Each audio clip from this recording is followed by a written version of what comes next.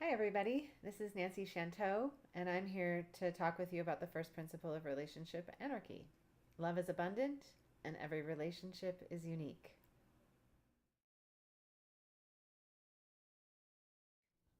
And I wanted to share, I'm going to do a video for each of the principles, and I'm going to talk about both the principle itself and also the write up that comes from Andy Nordgren's short instructional manifesto for relationship anarchy, which you can find on the anarchistlibrary.org um, if you would like to read along. So I'm going to read this to you and then I'll talk more about it. Uh, Andy says, relationship anarchy questions the idea that love is a limited resource that can only be real if restricted to a couple. You have capacity to love more than one person and one relationship, and the love felt for that person does not diminish love felt for another. Don't rank and compare people and relationships. Cherish the individual and your connection to them. One person in your life does not need to be named primary in order for the relationship to be real. Each relationship is independent and a relationship between autonomous individuals. So the things I wanted to talk about around this principle, love is abundant and every relationship is unique. One is that what we name as love and what we name as abundance really matter to be able to implement this principle.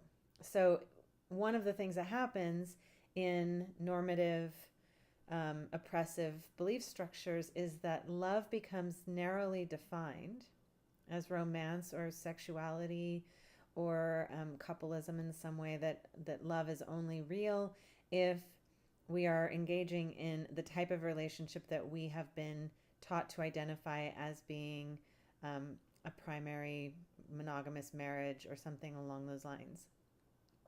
So we end up dismissing and discounting a lot of the love that surrounds us, and making it less than or compared to that. If we don't have the kind of love that we want, or the kind of love we've been told by the culture that we should want, then we are somehow in and of ourselves not good enough. We have not been lovable and we haven't earned what we deserve. And all of that thinking creates scarcity. That scarcity, our individualistic culture teaches us to internalize that scarcity as our fault. We feel powerless over that scarcity, and then we turn that scarcity against ourselves as being something wrong with us.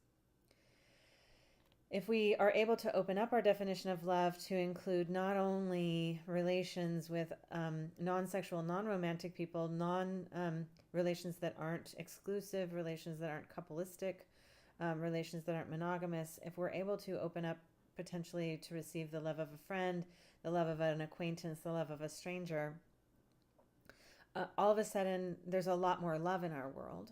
If we open it up even further and go in a decolonization direction, we might even experience love of our own love for ourselves, for nature, for our experience, love between ourselves and animals, love between ourselves and the weather and land and trees and plants, the experience of being alive in a body.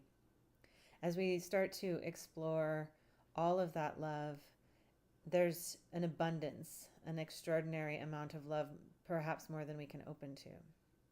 My teacher, Richard Strozzi Heckler, taught a practice called sustained longing that was based on the experience of babies in the womb.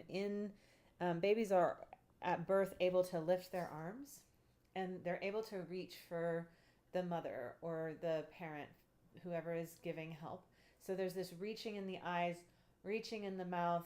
All of that is a possibility for us to be able to create. We're able to do this without muscles as human beings. We don't actually need to use muscles in order to reach. And if we hold that pose, lying on our backs or even standing, if we hold a position of sustained longing, what I found the practice created in me was an ability to receive this immense, almost overwhelming feeling of love that was surrounding me in every moment. And after having done that practice, it's been years since I've done that practice for a duration, and I still can tap into the feeling of being loved anytime I think about it. So I wanted to introduce that practice to you as a possibility that you could begin to expand your definitions of love and your definitions of abundance so that the love that is surrounding you is something that you can feel, instead of having this narrow definition of love that then means that you have to get only a specific kind of love in order to feel loved. Only a specific kind of love makes us feel worthy. And we want to debunk that whole process. The second half of the principle, every relation is unique, every relationship is unique, that when we have a connection with somebody, we can express and exchange love with that person at that time. I was dancing last night, and summer, a lot of my friends are gone at different events, and there was a lot of folks there that were new, that I had never danced with before. And it's extraordinary how in 3 minutes on the dance floor, I can make this beautiful connection with somebody that I've never met, that I can give them my full attention, receive their attention. And I felt like I could keep opening up to what was possible between us, that I could send more love to them and they could send more love to me, and we could express that through our movement. And I was just letting myself totally explore and enjoy the beauty of what we were able to create together. And if I didn't limit myself or get into fear around what was going to happen or what it meant for us to exchange that love, I was actually able to have really sensual, sexy, wonderful dances. And then the dance ends and that experience is over.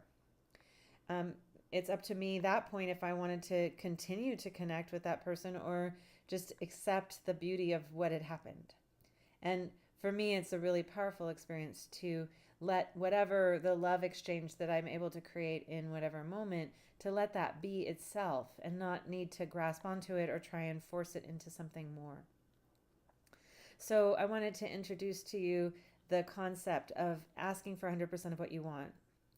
That if we can figure out what it is that we want, and not just what we think we can get, but 100% of what we want, which is this sense of opening ourselves up to the ideal. And we want to do this without attaching to the ideal. Like if you know what you want, 100% of what you want, anything less than 100% that you have to reject because it's not your 100%. That's not how we think about our 100%. We really want to think about it in terms of the asking for the totality of what we want, asking for the fullness of what we want, lets us get as much of that as possible. So beginning to practice thinking about what it is that's 100% of what we want in terms of ourselves and our relations, thinking about 100% of what we want with a particular person, and then exploring what they want and what happens when we start to connect our 100%. Because the creativity of our unique exchange with somebody, that's the opportunity, is to find out what the alchemy between us and them is. And really, we can't know someone else. We can only know the alchemy of us plus them. We're always there. As we know from physics, the observed changes that which the observer changes the observed. And so our experience, our presence in the relation changes the relationship. So who we are, what we want, what we're capable of, whether or not we're receiving all the love that's available, it changes the relationship. So try being with these two concepts. Notice what happens when you work with an expanded idea of love, an expanded idea of abundance, an expanded idea of your own 100%, what it is that you want.